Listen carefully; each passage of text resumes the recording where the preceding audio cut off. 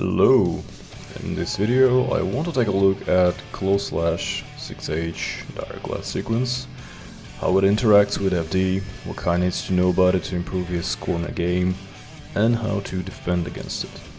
This is mostly just my thoughts and simple facts on how you can structure Kai's offense in a couple of specific situations. Let's start from the very basics. There are several ways to go about close slash 6H direct glad. First of all, Kai can perform it as a true block string, leaving no gaps.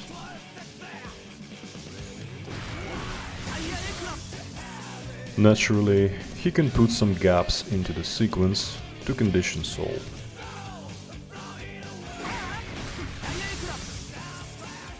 As an alternative, Kai can instead delay direct glad.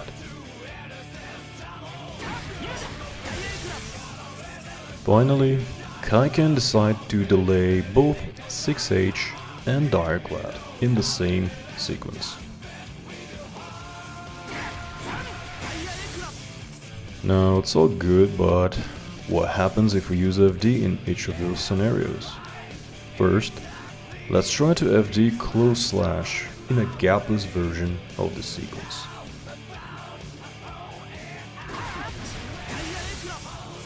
Okay, that's a lot of pushback for one FD, isn't it? Now, let's try to FD both close slash and 6H, same block string, no gaps.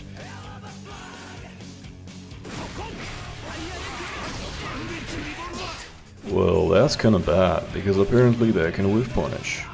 It took Sol 2 FDs to force whiff on direct glad, and there were no gaps, meaning the pushback was actually less than it could have been if there were any delays whatsoever. So what exactly happens when Kai decides to delay some of his buttons on FD?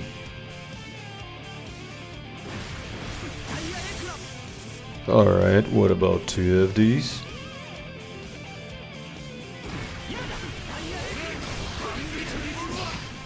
So apparently, if we slightly delay 6H, and I mean it should be a really small gap, it also takes 2 FDs to make Kai whiff, which is the same for the gapless version. Now let's delay direct glad instead and see what happens.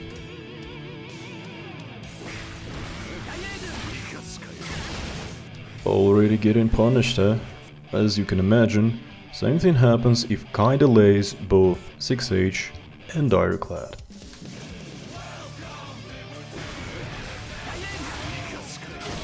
So now that we've tested all possible versions of this sequence, it's pretty clear that depending on delays you only need maximum of 2 FDs to make direct glad whiff. Kinda nasty, isn't it? From here I'd like to go through basic ways Kai player can adapt to this situation and think about it. First of all, Kai can recognize the problem and decide to end his block string with 6H. Personally, I think this is the best option for Kai to pick as a layer 1. It's only -7, allows to collect feedback and provides some room for reaction to whatever Sol does. And there's a bunch of things he can do, right?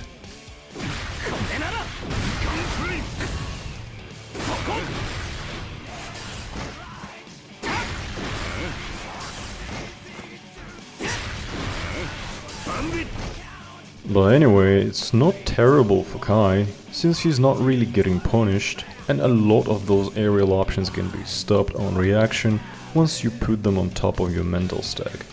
The main question here is what to put there, but that's exactly why Kai really needs to pay attention here, get that feedback and adapt quickly. Now obviously, Kai can simply gas and commit to something after 6H, but you know, unless he has 50 meter to make things safe for himself, some options can cost him the game.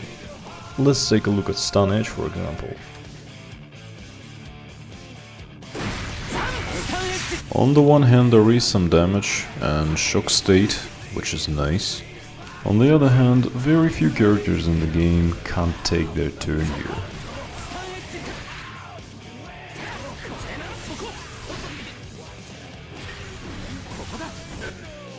and often they have other options anyway.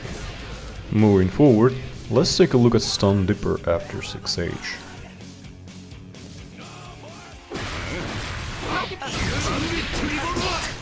While it does catch people mashing bigger buttons, overall risk return is abysmal if Kai doesn't have meter. Every character in the game with a 6 frame 2K has enough time to mash here. Also, at this distance, neutral jump becomes an excellent, low commitment defensive option, beating a lot, and I mean a lot of what Kai player can potentially come up with, including Stun Dipper. All this means Kai's chances to actually hit educated opponent with Stun Dipper are not that great. Both block and neutral jump are very safe and they force Kai to spend 50 meter to RC, which is really not in his favor. So in my opinion, this is the situation where a threat of a potential Stun Dipper RC is much more valuable than actually doing it. For example, because ground approach is risky for Soul, he might want to start to jump, expecting Stun Dipper or 6H or something along those lines. In which case there are several options we can use to stop him.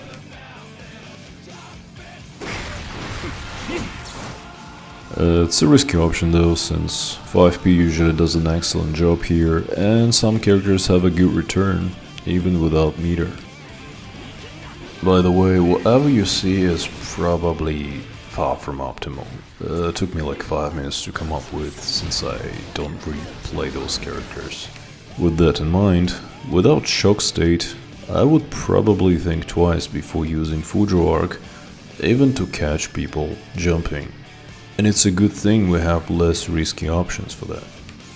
For example, if Soul wants to escape the corner with Air Dash, Kai can air to air him with the button of his choice.